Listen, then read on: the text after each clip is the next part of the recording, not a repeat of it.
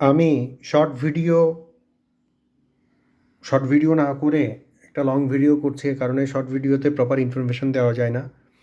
তো সবসময় যে রং ভিডিও দেবো এমনটাও নয়। আমি এর আগের ভিডিওগুলো আপনি মনোযোগ সহকারে দেখুন, এতে আপনারই লাভ হবে। ওখানে যা বলা হয়েছে সেগুলো শুনুন, আপনারই লাভ হবে। তো আমি যেটা বলতে চাচ্ছি সেটা হচ্ছে ষষ্ঠ ইন্দ্রিয়, অর্থাৎ আমরা কিভাবে আমাদের ষষ্ঠ ইন্দ্রিয় জাগ্রত করতে পারি, আর কী কারণে আমাদের ষষ্ঠ ইন্দ্রিয়গুলো নষ্ট হয়, অর্থাৎ আমাদের যে থার্ড আই এটা নষ্ট হয়ে যায়।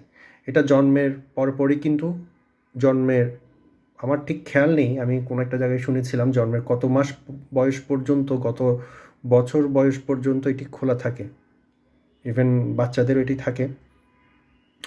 তো এটি আসলে কী কারণে বন্ধ হয় এটা আমাদের জানতে হবে। আমাদের লাইফ স্টাইলের কারণে এটি বন্ধ হয়। শুধু তাই নয়, আমরা যে জন্ম হবার পর আমাদের শরীরে যে ইঞ্জেকশন ঢুকানো হয়, বেশিরভাগই হচ্ছে বিষ। বেশিরভাগই বিষ। আপনি যদি আমার কথা বিশ্বাস না করেন তাহলে আপনি দেবাশিস লাহা স্যারের ভিডিও সার্চ করে দেখে আসুন প্রথম থেকে, তারপরে আপনি আমার সঙ্গে কথা বলতে আসবেন এই বিষয় নিয়ে। ঠিক আছে? কোন বিষয়? বিষের বিষয়টা নিয়ে। অর্থাৎ আমাদের শরীরে যা ঢোকানো হচ্ছে 99% বিষ।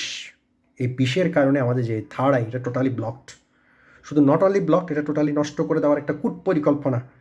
এটা সেই বিশ্বের, সেই দেশের, সে দেশটার নাম আমি এখানে উল্লেখ করছি না, আগামীতে চেষ্টা করব উল্লেখ করার জন্য।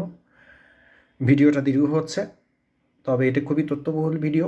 আবারও বলছি, কিভাবে আমরা আমাদের থার্ড আই, অর্থাৎ এখানে যে থার্ড আইটা আছে এটা কিভাবে আমরা মানে কীভাবে খুলতে পারি, এটার এটার এটার যে এটার যে মানে প্রসিডিওর, সেই প্রসিডিওরটা হচ্ছে যে আমাদের আহার শুদ্ধি করতে হবে। আহার শুদ্ধি, এই আহার শুদ্ধিটা কি সেটা নিয়ে আমি পরবর্তীতে ভিডিও নিয়ে আসব।